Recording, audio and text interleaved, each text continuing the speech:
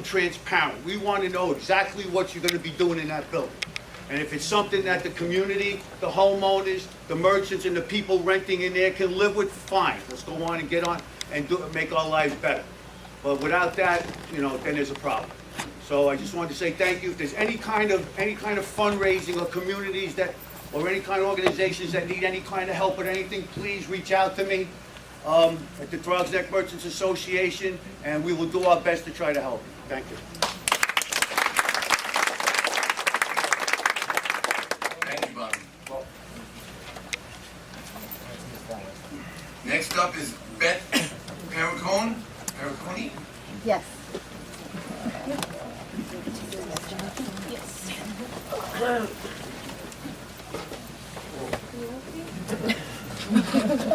You can stand in part of it. Good evening, everyone. You can be with us. My name is Beth Perricone, and I am here representing the staff of PSMS 194, which is a K-8 school in District 11. There are many staff members here, which is actually a very small representation of our staff. We have about 100 to 130 people that work in our building. We also have a D75 school in our building as well. And the reason we are here tonight is because we are in need of help. We have a very desperate parking situation on our hands because we have people that travel up to 50 miles to come to work every day. Others live right here in the community. And whether you're traveling 10 minutes to get to work or whether you're traveling an hour and a half to get to work, when we arrive in our school area, there is absolutely no place for us to park. This is a situation that has come about within the last year and a half. The school has been open since 2003, but this situation is new because we are being inundated with tractor trailers that leave their trucks there for weeks and weeks at a time. We have an entire angle parking that takes up an entire city block, which is like if you walk the avenues, not the streets, right? That is just nothing but cabs. Yellow, green, whatever color they are, they take one end to the other, and they are there for the duration of the day. And when we come into work, we have teachers arriving as early as 6:30, and we have staff that stay as late as the building closing at 6 p.m., but we are unable to place our cars anywhere. We have staff that are arriving to work late after driving around for 40 minutes looking for a place to park their car safely. We have recently found a little tiny street that has nothing but abandoned cars, all kinds of lovely paraphernalia from the things that were going on the night before in the street, broken glass, syringes. We are stepping over these things to try to cross the street. There are a couple of businesses on that road as well, and they are now barricading the street so that they can use it for their own use. There is a company on the corner that is a lumber company that opened within the last year that has used the street as an extension of their business. They put pallets and their vehicles in the street as well and will not move them for us. And we are in a desperate situation because, like I said, we are arriving late. We are putting our cars in areas where we are in danger of receiving a ticket, and we most likely do because we're an inch into a crosswalk or an inch too close to a hydrant or a no standing zone, but we are desperate for parking and we need to get into our building because our students are not supervised if we're not there. And our principal is being forced to cover us, and all kinds of crazy things are going on just to help us get into the building. I don't want to forget anything. Also, it's also a safety issue for us because our days are growing shorter in terms of light, and when we leave at the end of a very long day and we're walking alone, sometimes it's up to a 10-minute walk to get back to our building. It's dark, and we have been approached by some of the workers. They're making comments to us and following us and saying things to us, and we are predominantly female staff, but I thank all our gentlemen for being here. But we are predominantly female staff, and it is uncomfortable for us. We are nervous, we are concerned about the winter coming, and we're basically here to ask for your help. One of the things that we were considering is, I know that they're not zoning DOE parking anymore, but we were thinking if there could be maybe no overnight parking, So from midnight to 6 a.m., so at least when we arrive in the morning, it's fair game for everybody. Because like I said, the cabs run their shift and then they come in and they leave their car sometimes for days because they don't have to work necessarily the next day. Or they're coming and they're driving into the neighborhood, pulling the cab out and putting their personal vehicle in the spot. So there's never an empty spot. Matt Cruz has been essential and he has really been wonderful. We've been in contact with the 4-3 and the 4-5, I believe? 4-5, thank you. And I believe there was a big tow operation that went on over this weekend to remove some of the trucks that have been parked. However, when we came in Monday morning, they were just different trucks. So we had different tractor trailers, and as you can imagine, they take up about 5 spaces each. We have adjacent blocks to us that have car carriers with no cars on them that have been there since the summer. We have abandoned vehicles on the street as well where they're also unregistered, and yet we're receiving a ticket, but these cars are not. We don't understand that. So we're really here to appeal to anybody that can help us get this resolved, whether it be the police precinct. Yes, sir. Thank you. Wait, 1 second, Bob. 1 second. Are you finished? Basically. Yes, I'm finished. I'm sorry, I just didn't want to start throwing questions out there. If you can, October 11th, if you come to our municipal service meeting and bring it, the municipal service meeting, October 11th. I didn't finish, no. October 11th, please, at 7:30, and bring it to our committee level, right? Thank you. What's that? We actually Yes, border. You are in our district. It's actually an interesting situation because we have our school on one side and our parking. School is on Ward 10, across the street is Ward 9. Yeah. And we also border the precincts. Thank you. Ms. Perrin? It's horrible. Yes, Bob, and this is the last one, go ahead. Okay, first off, I live across the street from the school, I'm very familiar with it. My family's Westchester Square. Get to the point, Bob. I used to actually sit on your board. There were 2 large businesses on the corners that are now nothing but storage facilities. At the time when there were large businesses there, when the school opened, they asked for teacher parking. That wasn't something we were able to do because there were 2 large businesses there. Now that there's nothing there but these storage facilities, I don't see any reason why we shouldn't be able to make both sides of those streets by the storage facilities on Waterbury Avenue into teacher parking only. So the Municipal Services Committee is where that request has to go. That's what I think you should be requesting, okay? We were told that that wasn't available. It wasn't at the time, Bob, but I think Bob, that's changed now. Bob. And the board. Excuse me, Bob. I already recommended it comes to municipal service I meeting. want to specifically tell them what they should be looking for. So I Thank think you. we should be shooting for that. Thank you. Make it quick, please. We have a very long agenda. They will not allow us to park there.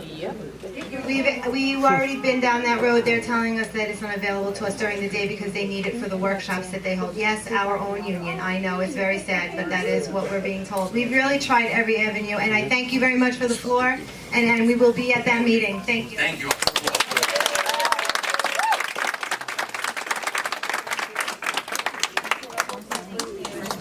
Please just be advised, you have 3 minutes to talk. Please, if you can, stick to we have a very large agenda tonight. If you stick to 3 minutes, we appreciate it. Thank you. Jose Garcia. Sorry. Good evening, everyone. My name is Jose Garcia. I'm a retired lieutenant in New York City Fire Department. I'm also a Vietnam veteran, 7172. Happy to see a fellow retired lieutenant here tonight. The reason I'm up here tonight is because I had a curiosity. First of all, I'd like to know how many board members are veterans by show of hands. 1, 2. All right. I recently went with my granddaughter to vote on primary day. I was the only person inside that venue. Okay. This area, I believe, composes 180,000 people. These are the numbers for primary day this past September. We had a total of 8,596 people that turned out to vote. Mark Jonah received 3,326 votes, which was 39% of the vote. Marjorie Velasquez received 2,958 votes, which was 34% of the vote. John Doyle received 1,644 votes, which was 19%. Victor Ortiz received 414 votes, which was 5%. And Seminelli received 254 votes, which was 3%. Total number of people that turned out in the city was 439,963 people, and mere 14% of the city's 3.07 million voters. Again, 439,000 people turned out of 3 million eligible voters. That was a 14% turnout rate. The worst was 11% in 2009. The highest was 50% in 1989 when David Dinkins ran for office. And we had 30% in September 11, 2001. These are the numbers, astonishing. Retirement Assemblyman Mark Jones spent a total of $716,000 to get just 3,326 votes. That comes down to $215 per vote. That's democracy, per vote. Marjorie she spent $164,000. Her vote per vote comes down to $55 per vote, and she lost by nearly 300. Jose, you have 1 minute left. Sure, I'm almost done. And she lost by just 368 votes, so she knows how Al Gore fell in Florida. Again, the annual salary of a New York City Council member is $148,000. I've seen people swung on trees for that right to vote. I see church bombings for people to stop people voting, and this is the turnout we have in America today. 2017, I'm a Vietnam vet. People have died for that right to go in that booth.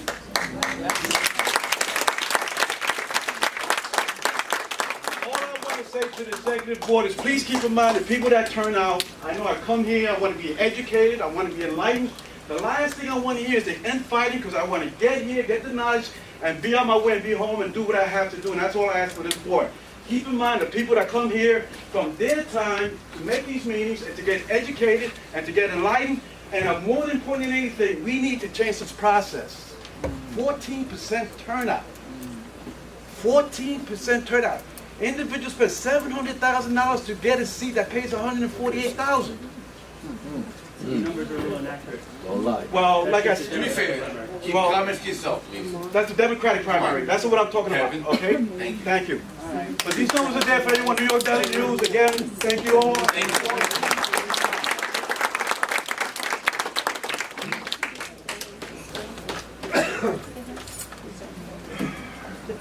Are you all set? Larry? Yeah, that's it. I'll be very quick. There's a lot of y'all here. I didn't have that many, but If you want, you can leave it in the back. make it do what it do.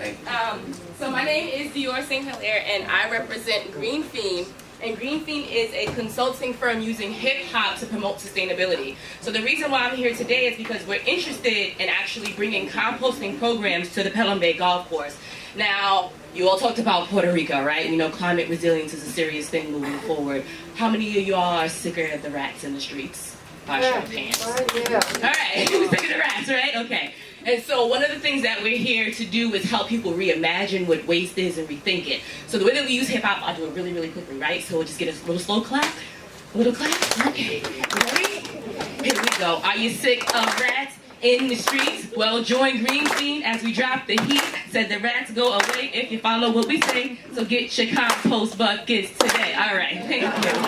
So that's one of the ways that we try to just get people a little bit excited about it. As you know, Mayor de Blasio has this 2030 plan, trying to send the organics not to the landfills by 2030, supposed to be like zero waste, right?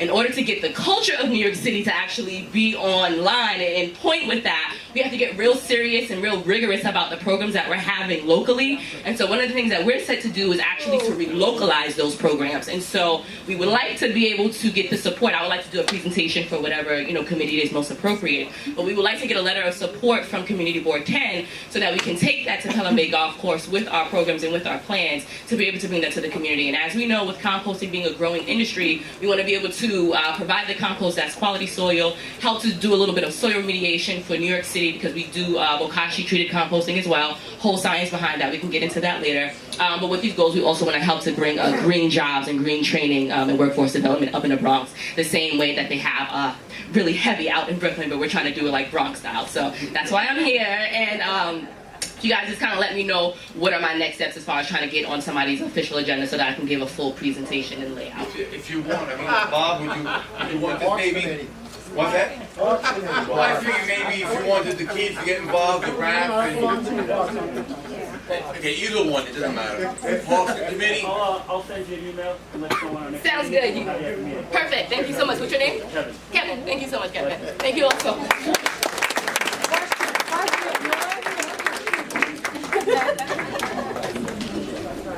Louis Rocco, come on up. Like a game show. Come on up.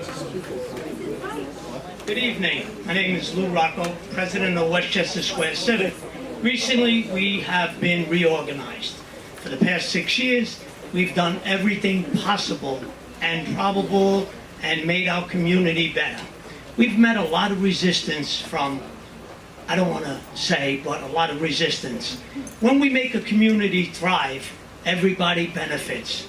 The politicians who we never see, the schools who we worked with when they first started, these people that just left. I was the treasurer of the school and I saved $17,000 in 1 year with book money. I made sure nobody got a bagel, nobody got a cup of coffee. I didn't get a cup of coffee. And we dealt with the same problems, the parking, the dirt. Our school, 194, is a disgrace. I went out there, it was a new school that was built. I see them doing reconstructing of it because maybe it was done in haste. I took a view around the school, around the trees, they're all dirty, ridden. The same problems we encounter are there.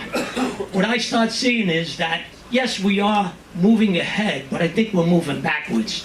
I want to be very vocal today, and I applaud the racist comments that are coming from people in 2017, 2018. We need to really look at each other. I've heard nasty, nasty racial stuff. We are all adults. I contacted recently Human Rights. I filed 2 complaints with Human Rights. I'm not backing off. If anybody wants to fight me, you better fight me because the fight is on. I'm a 9/11 survivor. I've raised kids. I've done everything possible. And if people think that's wrong for being a good person, then I think you should move out of the city of New York because you have some other agenda. Recently in Westchester Square, we had a fellow coming around and antagonizing, intimidating. He said on his shirt, it says, on the back of his shirt, it said, staff or something like that. I approached him and I said, I spoke to him. I also spoke to John Benezio, which they're trying to get established a security agency. And what they did is they kind of pushed it forward without asking the community board. And what I got out of it is they pushed all the vagrants, the mental and everything into a residential area, which these people have rights. When you want to deal with a problem, you don't move a problem from one area to another. You address that problem. We have all these agencies, we have heads of agencies here that address these problems and work together and address them. Don't play ping pong, because I don't play ping pong. I don't push these people back into the square. The square and all these bids, I think they are failing. This is an opinion. I go there and I see they're dirty, rat-infested, broken sidewalks. They better start having an agency that looks into these. Everybody says they're good. I have a different opinion. And I think we need to start waking up. This is a new year.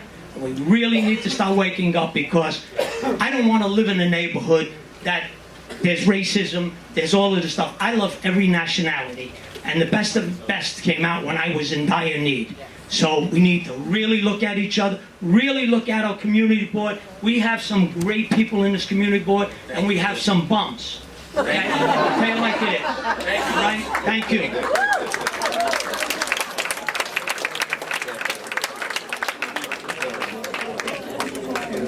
I want to take a second to just notice the elected officials that are here now and their reps. Bahati from the Borough President's office, thank you for being here.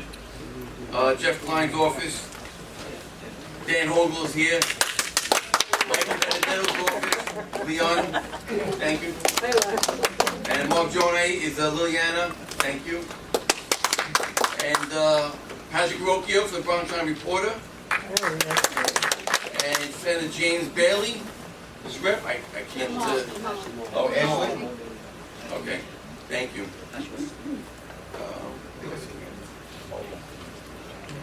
Thank you. And Ashley, you're up now, Ashley.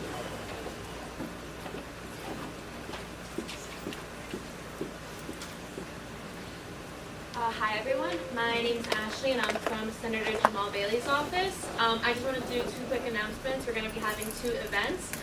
The first one is a Disabilities Expo on Sunday, October 1st from noon to 6 p.m. It's going to be in Co-op City in 177 Dreiser Loop. There's going to be over 70 providers. There's actually a 3rd annual Disabilities Expo, and so we'd love to see you there. It ranges from a variety of resources. Then we're also going to be having another event on October 7th from 1 to 4 p.m.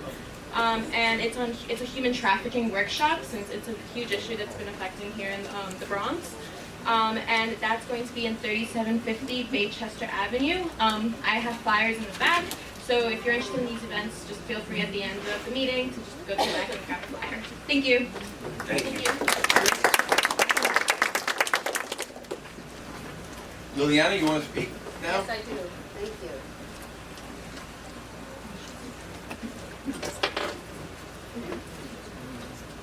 Good evening, everyone. My name is Liliana. I'm from Assemblyman Mark Zonai's office.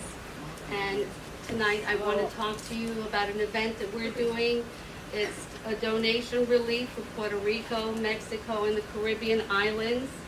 We are accepting water, toiletries, sanitary products, flashlights, baby products, first aid kits, new blankets, new towels, canned goods.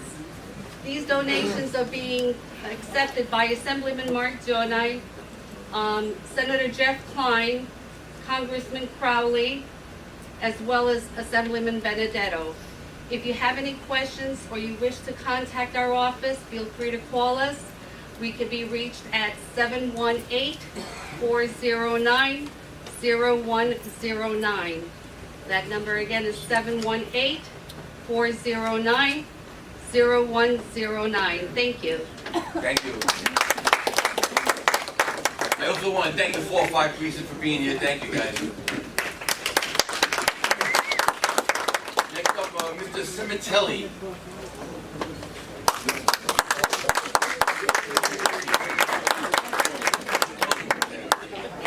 Good evening to all. Good evening. My name is Cimitelli, Giulio Cimitelli.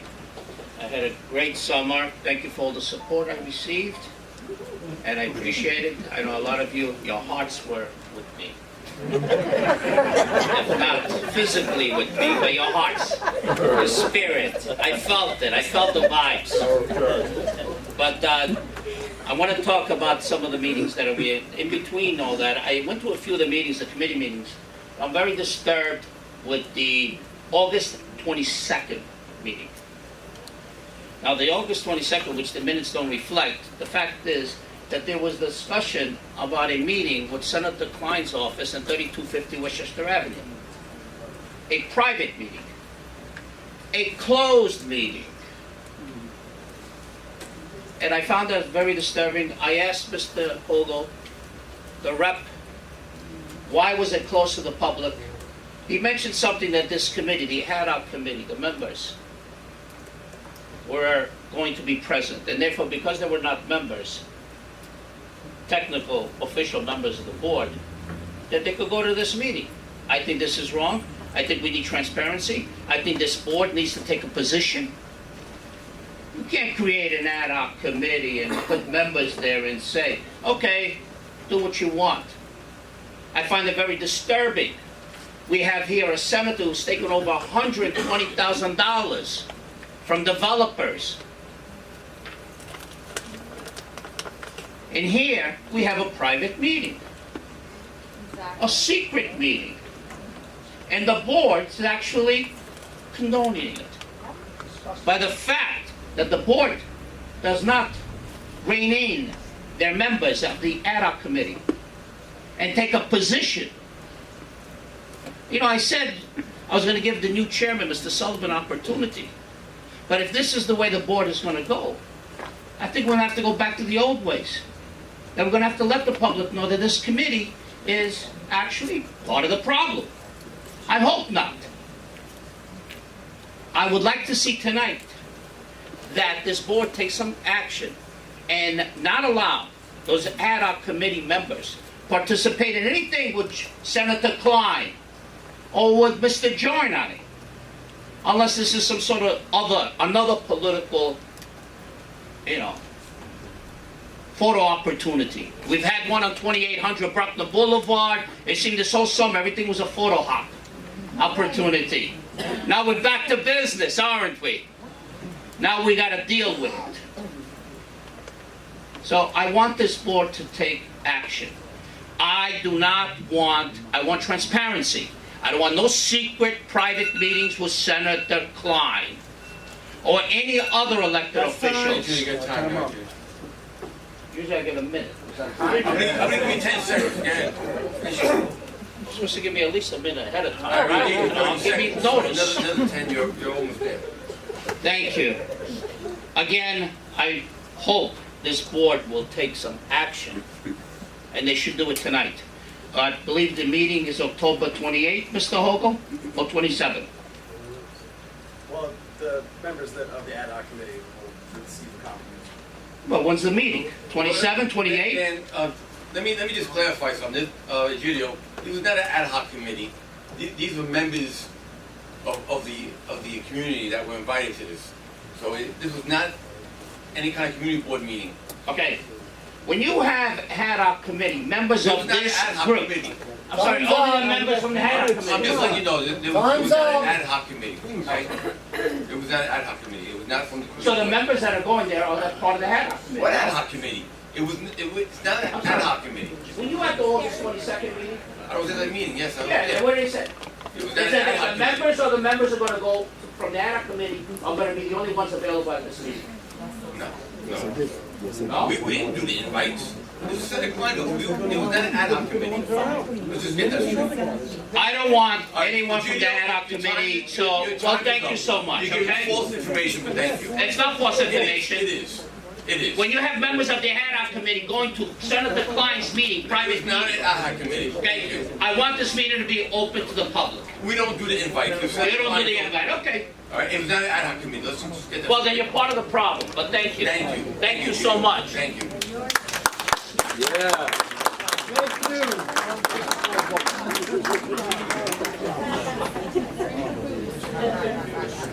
Leslie Brown, New City Public Library, please.